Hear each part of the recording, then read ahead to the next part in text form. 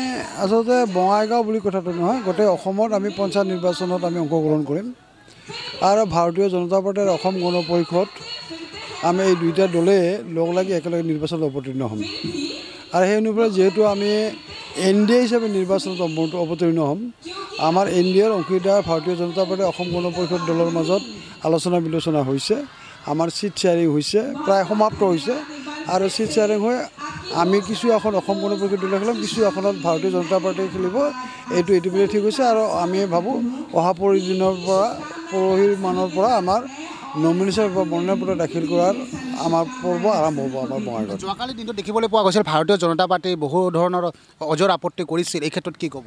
না, অজৰ আপত্তি তেনেকৈ জনা নহয়। এতিয়া দলৰ সদস্য হিচাপে চবৰে নিশ্চয় কিছু তেওঁলোকৰ বক্তব্য থাকিব, কিন্তু মই জানাত যোৱাকালি আমি আলোচনাত মিলিত হৈছিলোঁ। আজিও আমি বৰপেটাত তাৰমানে ভাৰতীয় জনতা পাৰ্টিৰ অসম গণ পৰিষদৰ এই দুইখন জিলা এই চাৰিওখন জিলা তাৰমানে বঙাইগাঁও, বজালি, বৰপেটা, তাৰপিছত নলবাৰী, এই চাৰিখন জিলাৰ ভাৰতীয় জনতা পাৰ্টিৰ অসম গণ পৰিষদৰ নেতৃস্থানীয় ব্যক্তিসকল আমি বহিছোঁ। মই আছিলোঁ, ৰঞ্জিত দাস ডাঙৰীয়া আছিল, জয়ন্ত মল্ল বৰুৱা আছিল, আমাৰ ভূপেন হাজৰিকাকে আদি কৰি বিভিন্নগৰাকী ব্যক্তি আমাৰ ভাৰতীয় জনতা পাৰ্টিৰ অসম গণ পৰিষদ আছে। আজিৰ মাজত আমাৰ আলোচনা হৈছে, আলোচনাৰ অন্তত আমাৰ মীমাংসা হৈছে আৰু দুই এটা সমস্যা অলপ কিছু আশাস আছে, এই আশাখিনি পূৰণ কৰিবৰ কাৰণে স্থানীয়ভাৱে ভাৰতীয় জনতা পাৰ্টিৰ অসম গণ পৰিষদৰ জিলা সমিতিসমূহৰ ভাৰপ্ৰাপ্ত বিষয়াসকলক দায়িত্ব প্ৰদান কৰা হৈছে। যুদ্ধ কাৰ মাজত হ'ব?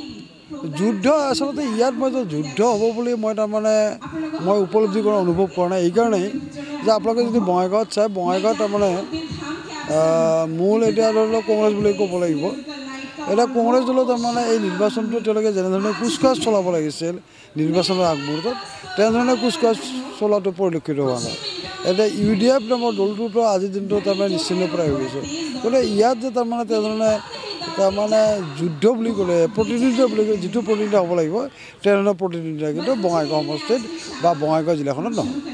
বিশেষকৈ ভূপেন বৰাৰ এটা কল ৰেকৰ্ডিং ইতিমধ্যে ভাইৰেল হৈছে, বিশেষকৈ চেণ্ডিকেট সম্পৰ্কত কি এই ক্ষেত্ৰত কি ক'ব? নাই, আচলতে যেতিয়া বিৰোধী দলত থাকে তেনেধৰণৰ বহুত ধৰণৰ অভিযোগ উত্থাপন হৈ থাকে, কিন্তু ভূপেন বৰাই এইটো বস্তুটো তেওঁ প্ৰমাণ কৰি দিয়ক, বস্তুটো প্ৰমাণ কৰি দিলে সেই বস্তুটো তাৰমানে তেনেধৰণৰ